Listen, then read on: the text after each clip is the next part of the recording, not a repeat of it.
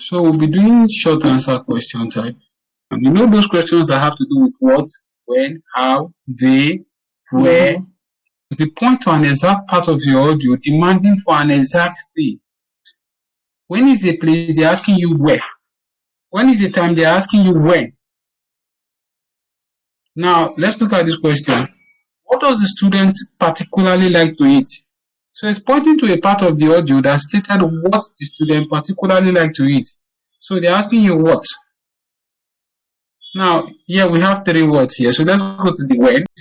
When will the student find out her homestay address? Now it's pointing out, it's looking out for a time, like when. So the answer here will be a time. This is what short answer question is like. Now let's see the other one. Now we're seeing where. Where is the lecture? It's pointing out to a place that was mentioned at a particular time in the audio.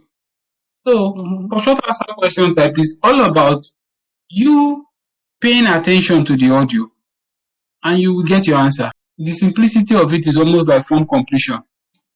So let's go to the strategies for answering short answer question type. Now, one of the strategies is read the instructions carefully, note the word limit. That's always number 1. Number 2, look at the list of questions and try to understand them. Now, you have to go through this question. What does the student particularly like to eat? What sports does the student? It's not complicated in any form. So let's go over. Number 3, predict the type of information you should be listening for so you can correctly answer the question.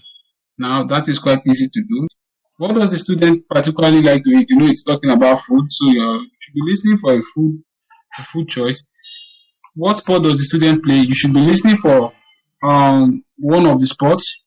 What mode of transport does the student prefer? She definitely is not going to be submarine. So you should be listening for common form of transportation. When will the student find out her homestay address? You're listening for time. Now, when they say what, you're listening for time. When they say where, you're listening for place. When they say when, you're listening for time. When they say how, you know that it's going to be a bit broad in terms of explanation. So let's continue. So when the recording starts, be conscious of the use of synonyms and paraphrase. Now, the questions are simple. Your answer will come in other words that are closely related. It's not going to be that obvious. Sometimes it's going to be that obvious depending on your exposure in terms of the English language.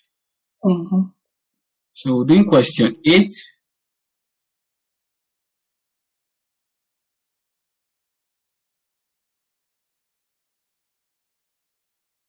Before you hear the rest of the conversation, you have some time to look at questions 7 to 10.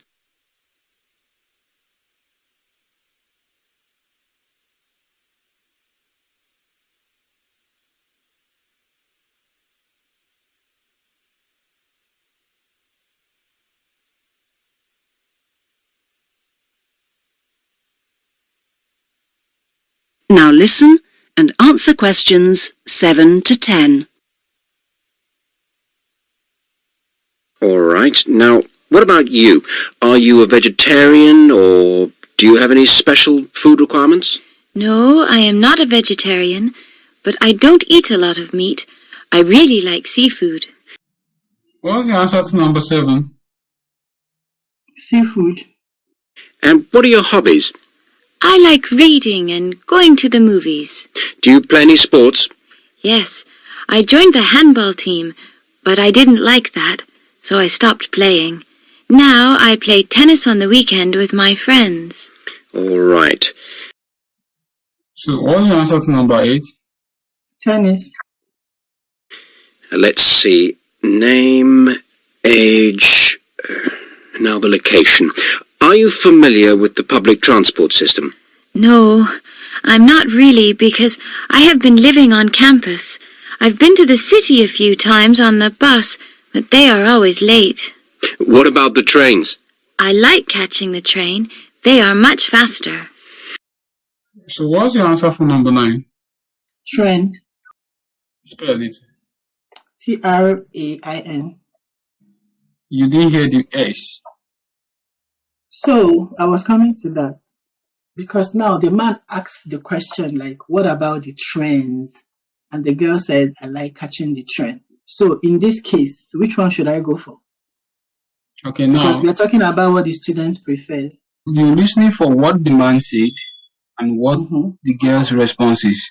Mm-hmm. And now you're missing out on something that is essential, which is the question. Now I want you to read the question 9.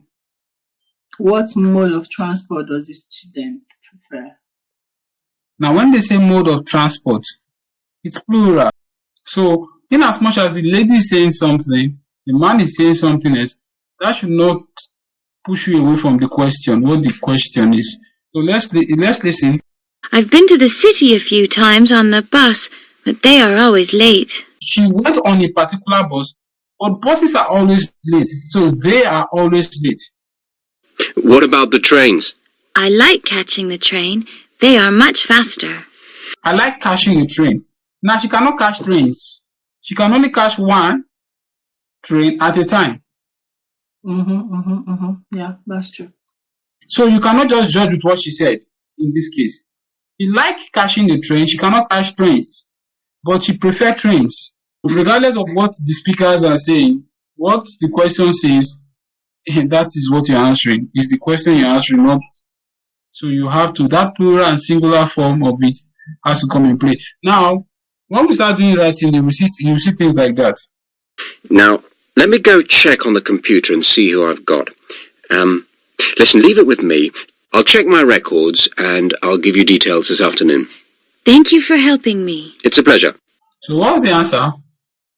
This afternoon.